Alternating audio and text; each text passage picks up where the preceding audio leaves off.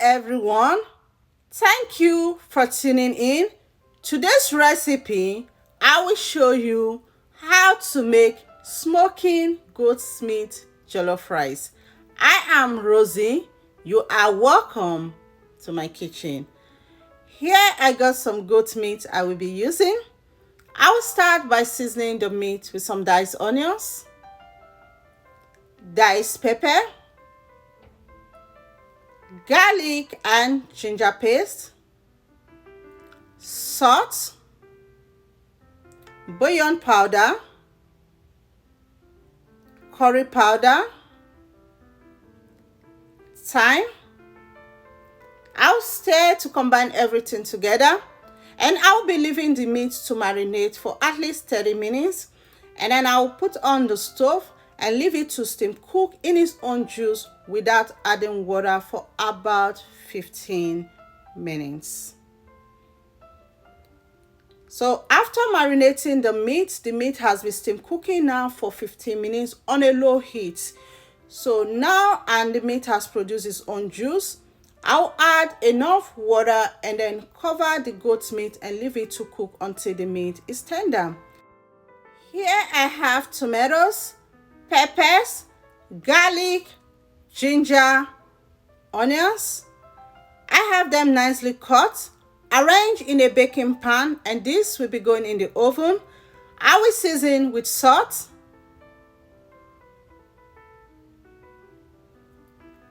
oil. I will transfer to a preheated oven and bake at 350 Fahrenheit for about 20 minutes.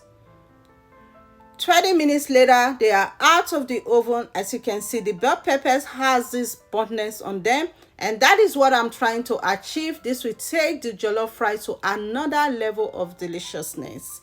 I'll then leave it to cool down a bit and transfer inside a blender, and to that I'll be adding garlic and ginger,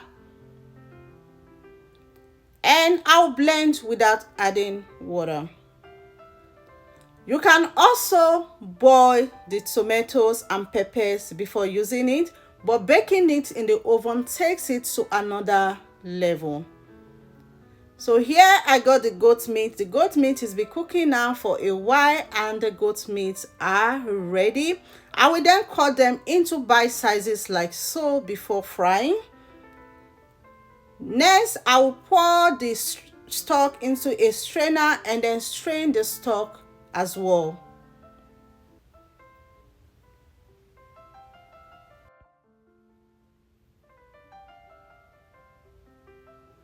So these ones here, I'm going to throw those ones away and then leave the stock till when I'm ready to use it.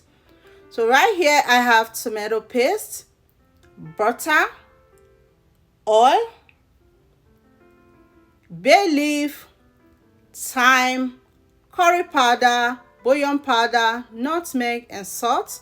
In a pan, I will add some oil. I'm using grapeseed oil. You can use any oil of your choice. And once the oil is hot, I will add garlic and onions for flavor, and add the goat meat and fry them until they are nicely fried.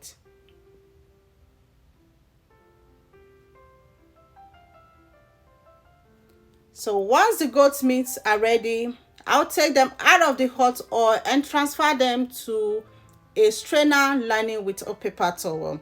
So you can also grill the goat meat if you prefer, but frying the meat takes it to another level of deliciousness. So next, I'll add some of the oil I use in frying the goat meat in a pot. And once the oil is hot, I will add some diced onions and stir and fry these onions until the onions is nicely fried.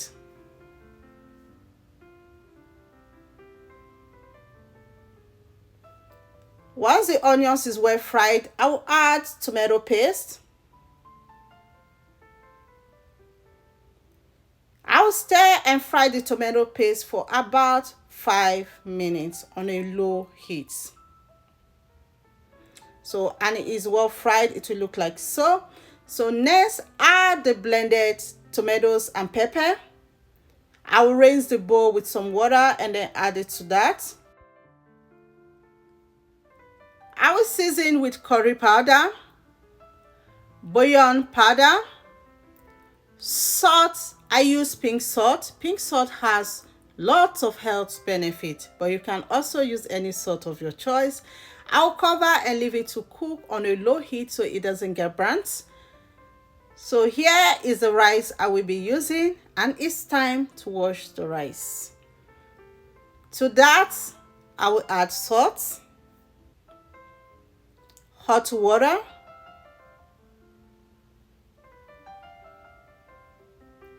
stir, and I'll leave it for 5 minutes before washing it.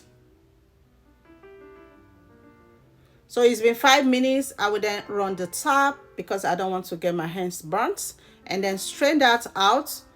So I will wash the rice until the water runs clear, and sometimes this might take about 3 to 4 times. And depending on the type of rice you're using, like this rice doesn't have a lot of starch. You can also parboil the rice if you prefer. I always like to use this method when I'm making jollof rice. So once the rice is nicely washed, I will pour it in the strainer and then leave it to drain out.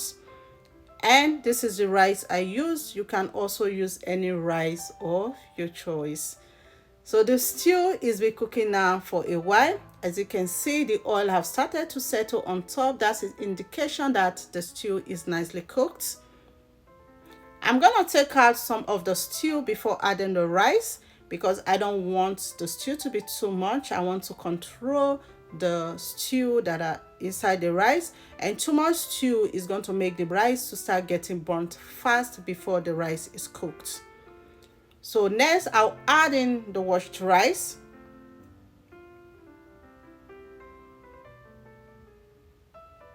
And I will toast this rice inside the stew for about 5 minutes, and I am doing this on a high heat at this point.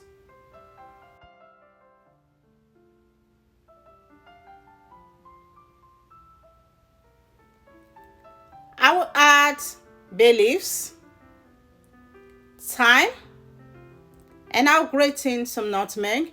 Nutmeg and jollof rice is a match made in heaven. Nutmeg will take the jollof rice to another level.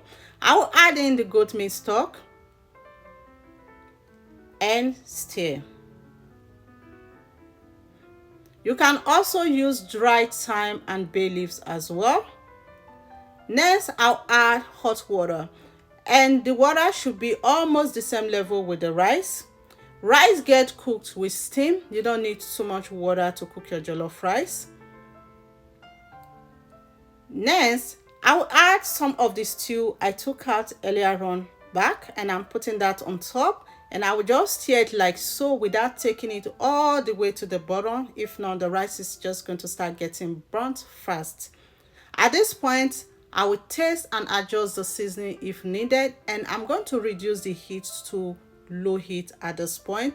I will cover with parchment paper. You can also cover with aluminum foil as well. So the rice is be cooking now for about 20 minutes, and then I will just go ahead and check, and I will take out the parchment paper. Next, I will add in the butter at this point and stir it together. So how long you cook rice depends on the type of rice you're using. Some rice get cooked fast, but while others take longer time to cook. So next, I'll add in the goat meat, and this rice is about ready. And then stir it very well until everything is nicely combined. At this point, my house smells amazing, and my neighbors were like, "Rosie, what are you cooking today?" So next, I'm just going to cover it and leave it for another 5 minutes. So it's been 5 minutes. Oh my goodness. Can you guys perceive the aroma? And I'll go over it with some diced pepper and tomatoes and onions, and then I will stir it together.